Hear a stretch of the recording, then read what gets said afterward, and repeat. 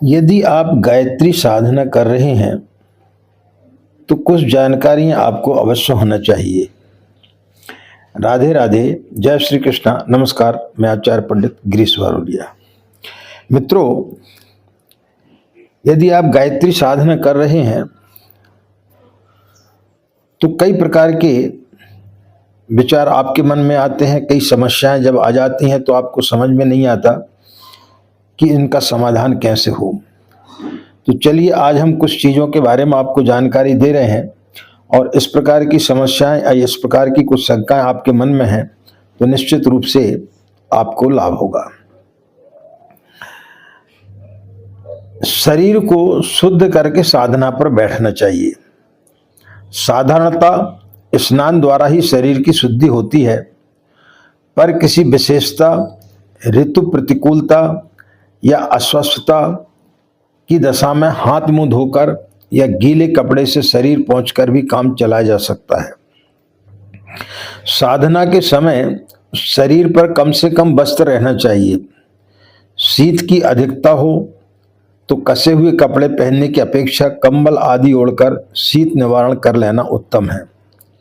साधना के लिए एकांत, खुली हवा की ऐसी जगह ढूंढनी चाहिए जहां का वातावरण शांतिमय हो। खेत, बगीचा, जलाशय का किनारा, देव मंदिर इस कार्य के लिए उपयुक्त होते हैं, पर जहां ऐसा स्थान मिलने में असुविधा हो वहां घर का कोई स्वच्छ और शांत भाग भी चुना जा सकता है। धुला हुआ वस्त्र पहनकर साधना करना उचित है। पालती मारकर सीधे सादे ढंग से बैठना चाहिए। कष्ट साध्य आसन लगाकर बैठने से शरीर को कष्ट होता है और मन बार बार उचटता है।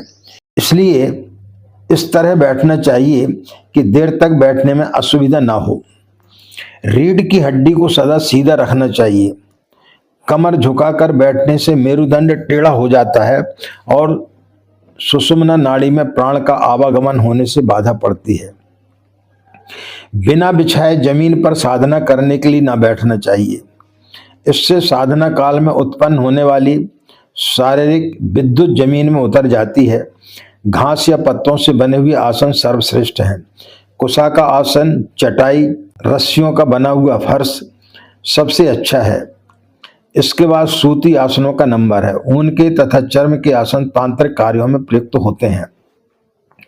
माला तुलसी या चंदन की लेनी चाहिए। रुद्राक्ष, लाल चंदन, शंख, मोती आदि की माला गायत्री के तांत्रिक प्रयोगों में प्रयुक्त होती है। प्रातःकाल 2 घंटे तड़के जब प्रारंभ किया जा सकता है। सूर्य अस्त होने के 1 घंटे बाद तक जब समाप्त कर लेना चाहिए। 1 घंटा शाम को, 2 घंटा सवेरे, कुल 3 घंटों को छोड़कर रात्रि के अन्य भागों में गायत्री की दक्षिण मार्गी साधना करनी नहीं चाहिए।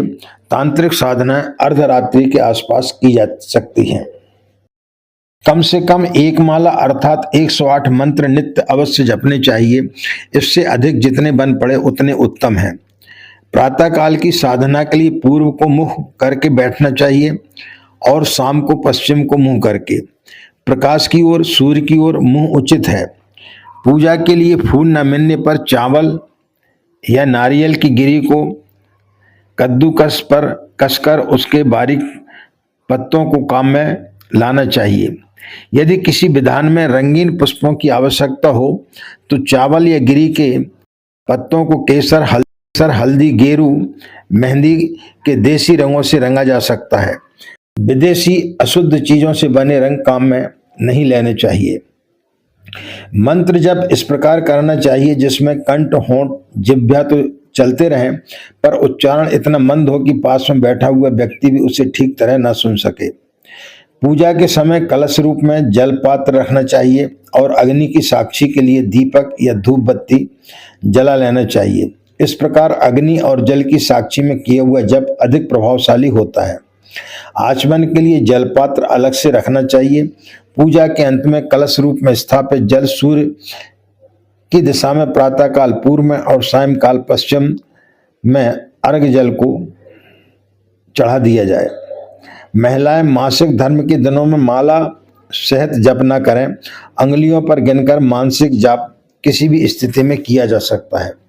शाप मोचन, मुद्रा, कवच, कीलक, अरमल, अर्गल आदि की आवश्यकता तांत्रिक पुष्पचरणों में पड़ती है।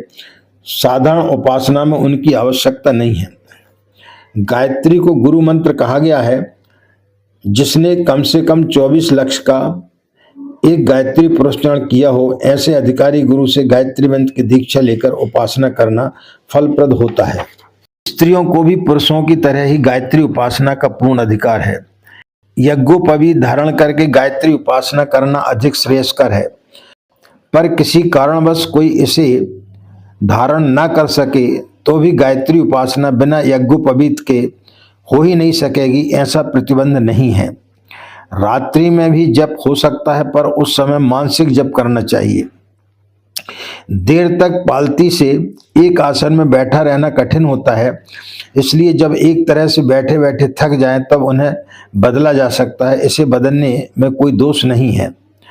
मल मूत्र का त्याग या अन्य किसी अनिवार्य के लिए साधना के बीच उठना ही पड़े तो शुद्ध जल से हाथ मुंह धोकर दोबारा बैठना चाहिए और विक्षेप के लिए एक माला का अतिरिक्त जब प्रायश्चित स्वरूप करना चाहिए।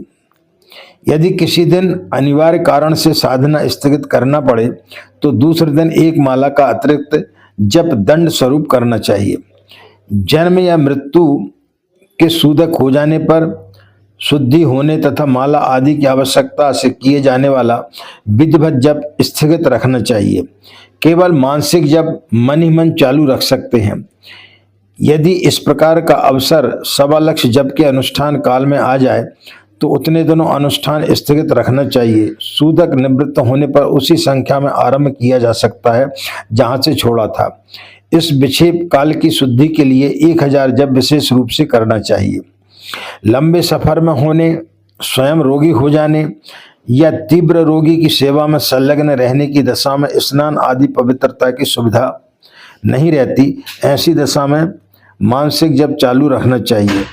मानसिक जप बिस्तर पर पड़े पड़े, रास्ता चलते या किसी पवित्र अपवित्र दशा में भी किया जा सकता है।